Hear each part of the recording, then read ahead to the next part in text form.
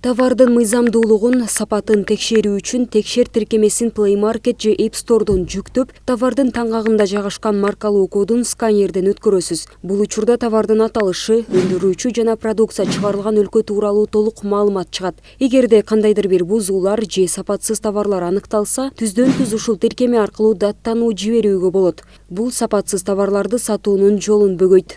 С 1 января запустили.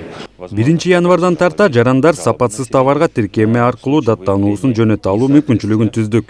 Маселен, товар ичинде бузуу же сапатсыз болушун тез эле өз алдынча аныктап алуу мүмкүнчүлүгү бар. Ошондой эле тиркемени көп колдонгон жарандар үчүн баалуу белектер ойнотулат. Призы, поощрения от оператора для самых активных участников, использующих мобильное приложение «Текшер».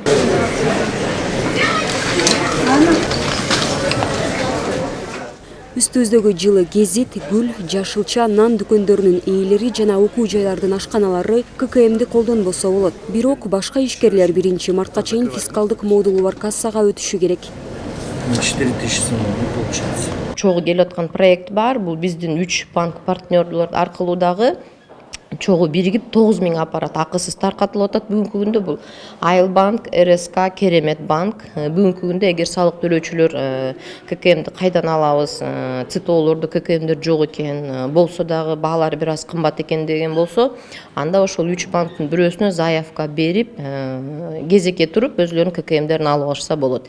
Эгер кимде ким ошол 26000 ККМдин ичинде ошо колдонуучулардын аппараттары программный болсо, анда өзлөрүнүн операторлоруна кайрылып, ошол программаны модернизациялоо, жаңылоо боюнча заявка таштайт дагы, оператор бир күндүн ичинде эле бул бардык ККМдер жаңыланса болот.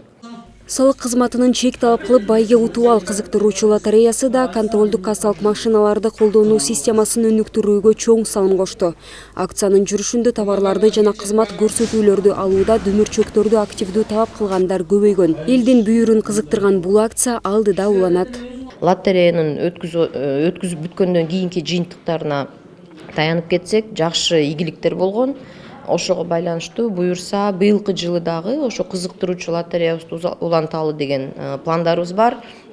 Бирок былтыркы жылкыга айырмаланып, буюрса, быйылкы жылда өтө турган лотереянын байге фондун ошо биздин мамлекет тарабынан каржыланат. Буюрса, былтыр эгер 142 кана утуучу болсо, быйылкы жылы ушу 1000ден ашуун байгелер болот деп турабыз.